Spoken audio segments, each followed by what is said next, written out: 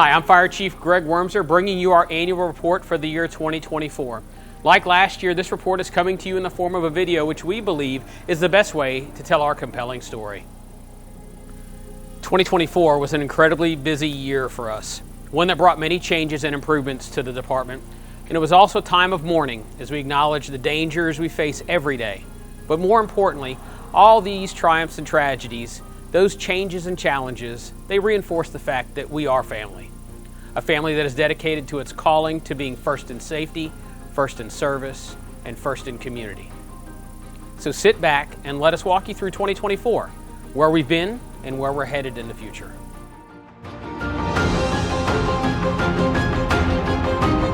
First, let's talk about who we are.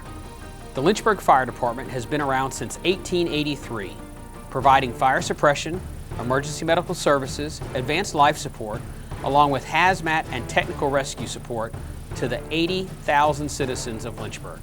We have more than 170 sworn uniformed personnel who staff our 8 fire stations across 3 24-hour shifts, and another 10 people providing a variety of administrative services from data analysis to public education. All of them help to support our vision of being a leading public safety agency in the Commonwealth of Virginia, one that is proud to be internationally accredited and to have achieved an ISO 2 rating. Here's Deputy Chief Marcus Bush to talk about the operations side of our organization.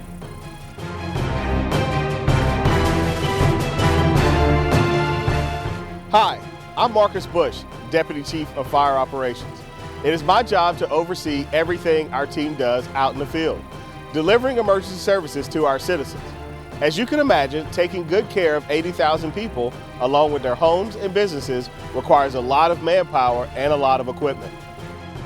To do that every day, we need to have 8 fire engines, along with 6 medic units, 2 ladder trucks, 2 battalion chiefs, 1 heavy rescue, and an EMS supervisor's vehicle, all operational and on the road. If something breaks down, we have a large fleet of reserve units that can be used to keep this moving.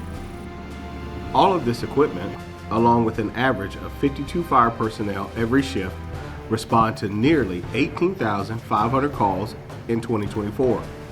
That's about the average we've been seeing for the past few years.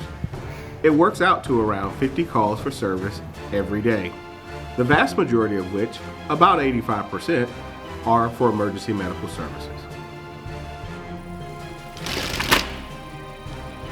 We are justifiably proud of the quality of medical care that we can provide to the citizens of Lynchburg, and it only keeps getting better. Our medic units are essentially emergency rooms on wheels, equipped with the latest in technology such as ultrasound, whole blood, and medical ventilators. This past year, we also became just the second agency in the state to begin treating trauma patients with whole blood, which will make a huge difference in your chances for survival should you be involved in a traumatic accident. And speaking of survival, our ROSC rate, that's the return of spontaneous circulation, for cardiac patients is consistently measured at around 35%, which is significantly higher than the national average. If you are a cardiac patient being treated by us, you stand an excellent chance of survival once we get you to the hospital. Let's take a look at some numbers that tell the rest of the story on last year's medical calls.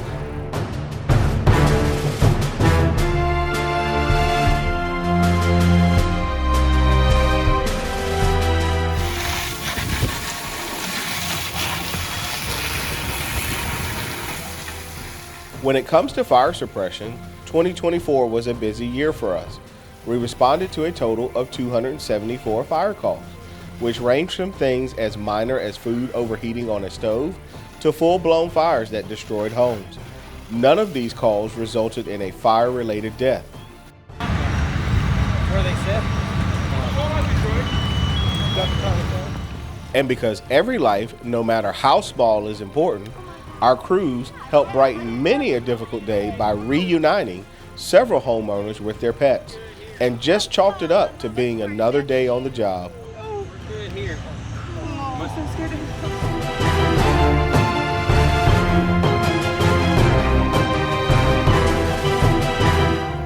In 2024, fires caused over $2.6 million in property losses, but another $52 million worth of property was saved thanks to our firefighters' hard work and dedication, especially under some dangerous conditions.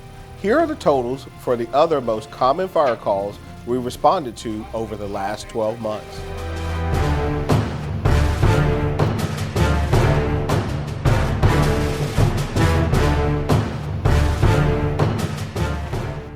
It is also my responsibility to oversee all of our department's specialized response teams.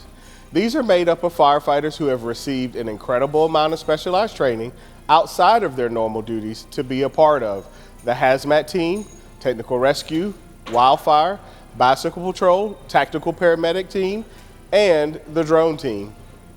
Not only do these teams serve Lynchburg, but they also provide mutual aid to our surrounding counties and are a part of a larger response force that can be sent anywhere in Virginia by order of the governor when a wide-scale emergency occurs. For instance, our urban search and rescue team took part in the rescue efforts following the devastating flooding caused by Hurricane Helene last fall, and they continue to stand by today, ready to answer the call whenever it comes in.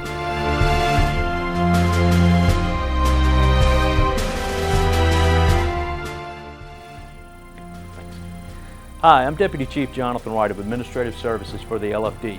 That covers a lot of different areas, including hiring and recruitment, health and safety, training and professional development, fleet services, community risk reduction, and much more.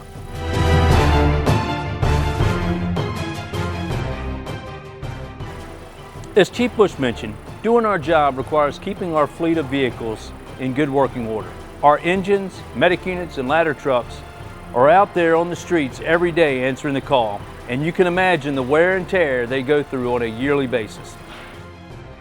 In 2024, we were fortunate to work with the City Council on securing funding for a new fire engine, 2 new battalion chief vehicles, an EMS supervisor vehicle, and a 3rd ladder truck. All of them are slated for delivery over the next year or so. The rest of our existing fleet is kept on a regular preventative maintenance schedule, making sure that we get every last mile out of this equipment that we safely can.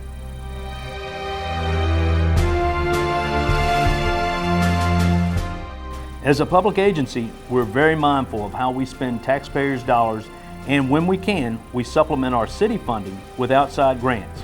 2024 saw us receive one of the largest federal grants we've ever received, $4.4 million to help us hire 21 new firefighters through SAFER, or Staffing for Adequate Fire and Emergency Response. Added to that is another $470,000 in other federal and state grant funding that help to pay for a wide variety of things. That list includes a lot of things from new turnout gear to ventilators to technical rescue equipment.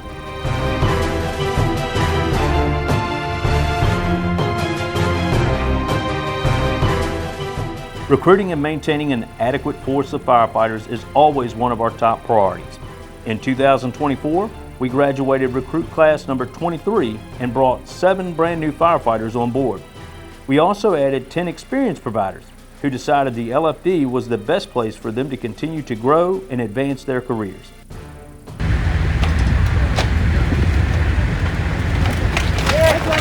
They say you can't train too much for a job that can kill you. We take that to heart. In addition to the education our new recruits go through, all of our current fire personnel are encouraged to add to or strengthen their skill sets through a variety of training opportunities throughout the year. Last year, our workforce completed more than 36,000 hours of training in areas ranging from technical rescue to hazmat to driver training. In short, we're constantly looking for new ways to do our job better and more effectively. Here's a detailed look at all they accomplished.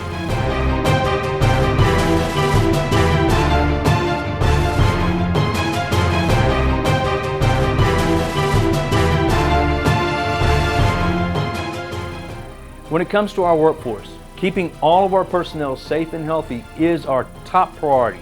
The job of a firefighter is not an easy one, so we want to make sure our folks have access to all the resources they might need to maintain both their physical and mental well-being. That includes working with our full-time athletic trainer, who handled nearly 1,500 rehab appointments for our firefighters just last year. That's something that would have cost us over $185,000 if we outsourced it to workers' compensation providers, and firefighters would have had to pay more than $70,000 themselves in copays. Under his direction, we're also developing a new fit-for-duty test, as well as creating permanent equipment for a new physical ability test course. And our peer counselors, chaplain services, and relationships with our outside counseling services continue to play a big part in maintaining and protecting our workforce's mental health. You know, as true public servants, we are always looking for ways to connect with the citizens that we serve, which is why our Fire Marshal's Office is dedicated to public education and community risk reduction.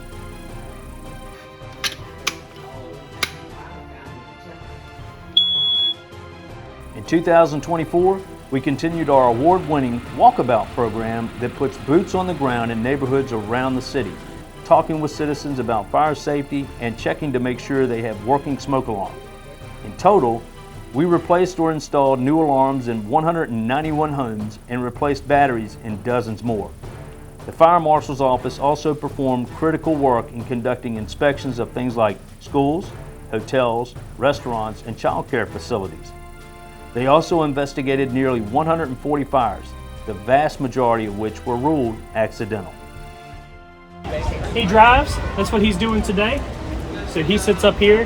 He works the side. There are few things more special than the relationship between firefighters and young children, which is why we make it a point to bring our fire safety messages to as many schools, churches, and community organizations as possible.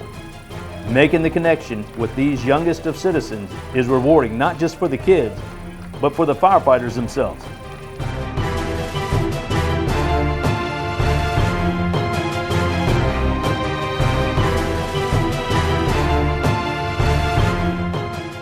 Speaking of public outreach, we continue to reach more and more people through our social media channels, where engagement and followers have increased by more than 25% over the year before. They are effective tools for getting important safety messages out to all of our citizens, as well as letting them know what we're up to on any given day. But we're super excited to be part of One Community, One Voice at the Lynchburg Fire Department. We also make it a point to be a well-known presence in our community outside of our normal duties. You'll find us partnering with groups like One Community, One Voice on things like their bike program, Shopping with the Hero, Feeding 100, Santa in the Park, and many, many more. Our firefighters are also the face of several worthy fundraising efforts, including the Muscular Dystrophy Association's Fill the Boot, Relay for Life Cancer Research, and the Toys for Tots campaign. We do all this not for the recognition, but because each of our personnel has a true servant's heart, and it works to honor those who have served before us.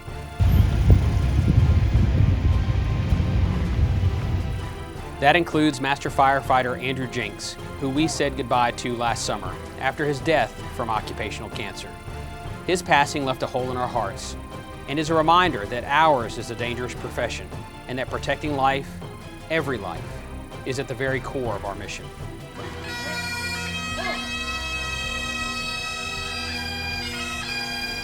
In short, 2024 was a year for both sorrow and celebration. We honored our fallen firefighters during our annual memorial service, marked years of service milestones, and said goodbye to others who had wrapped up their careers. And we routinely lifted up the folks who went above and beyond in their job performance or whose hard work led to a well-deserved promotion. Looking ahead, 2025 will be a busy year as we seek to remain internationally accredited, start up our own new pharmacy, revise our strategic plan, and prepare for the construction of the city's first new fire station in almost 35 years. When it's built right here at this location along Liberty Mountain Drive and Route 460, Station 9 will serve the southeast portion of the city, and it promises to be a great example of the future of the LFD. But brand new buildings are nothing without dedicated and brave public servants to fill them. And that's one resource we'll never run short of. And it's also why I am so proud to lead this amazing team. Thank you for watching, and more importantly, thank you for your continued support of your Lynchburg Fire Department.